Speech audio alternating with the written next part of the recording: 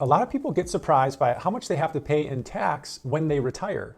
So we should just remember that the tax strategy for your investment accounts is as important as the investments in those accounts. The type of strategy I'm thinking about impacts your retirement in a big way, and it's the withdrawal strategy and how that's included in the tax strategy.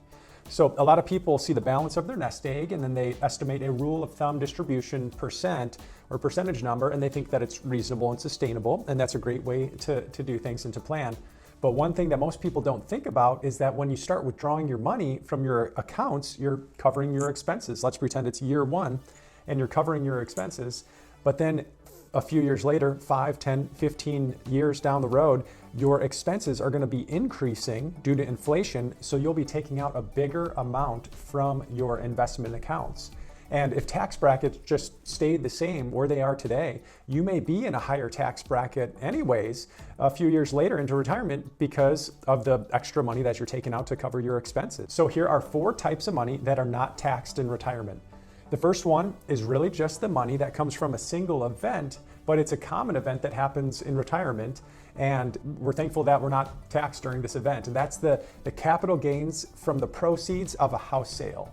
So a lot of retirees decide to downsize or maybe move in retirement, and making sure that you're planning for how this house sale impacts your retirement is a really important one.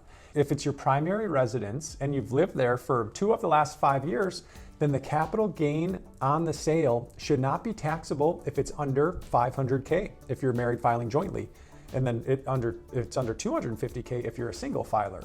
So if you bought a house for $500K and then you sold it for $900K years later, and it was your primary residence, then that $400K difference should not be taxable if you're married filing jointly. The second one is a common type of non-taxable account, and that's your Roth IRA. But don't worry if you don't have as much as you hoped you'd have in your Roth IRA, because I'll share some ways that retirees are funding this account after they retire.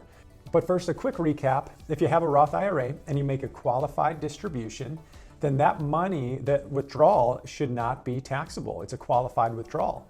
For it to be a qualified withdrawal, then you have to meet a few different rules. You have to be older than 59 and a half, and you have to have had the Roth for more than 5 years. So there are a few exceptions if you don't meet those 2 rules. But anyways, here's how retirees are getting more into their Roth after they retire and after they stop earning income.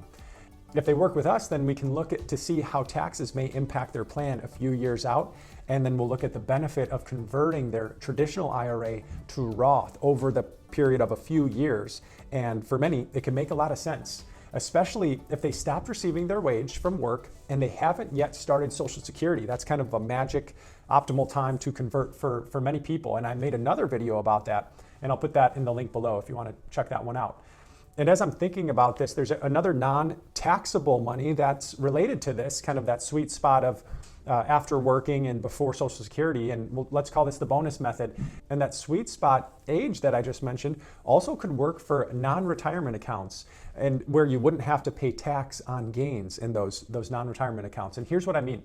If you've got a non-retirement investment account, like an individual account or a TOD or maybe a trust investment account, and you have investments with big gains, so you bought it for $1 and now it's worth $10, if you have a few years of low income after you work, you may be able to sell those big gainer stock funds or stocks, whatever they are, the investments, and pay 0 tax on the gain. That's because there's a long-term capital gains tax rate that still says that if you're married and you have a taxable income that's under 80K, the gains that you recognize, long-term capital gains, could be taxed at 0%. So this is really amazing. And if you're a single filer, then if your taxable income's under about 40K, then you should be able to qualify for some of that long-term gains preferential tax treatment.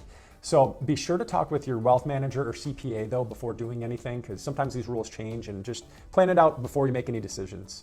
And if you're thinking about retirement and you'd like to talk with me, I'll put a link below where you can schedule a time and we can have a free private retirement planning session. So the last type of money that's not taxed in retirement is one that most people don't think about, and that's your HSA, your health savings account. So if you have money in your HSA and you're under 65, you can still use that money for medical expenses and not pay tax on the distributions. It's a really nice thing about HSA is that you got to deduct the money that you put into an HSA. It grew tax deferred, hopefully. And if you spend it on medical, it's not taxed. Now, some people are worried that if they have money that's left in their HSA when they turn 65, that it's wasted or it's taxable at that time, but that's not true.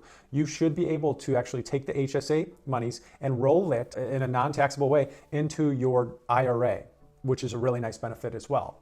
So if you like these kinds of videos on improving retirement, be sure to subscribe so that you don't miss the next one. And just to recap, some of the things we discussed today were house proceeds, Roth IRAs and conversions, potential 0% tax on investment gains, and then HSAs. If you've got any questions, please reach out, or I'll just see you in the next video. Take care.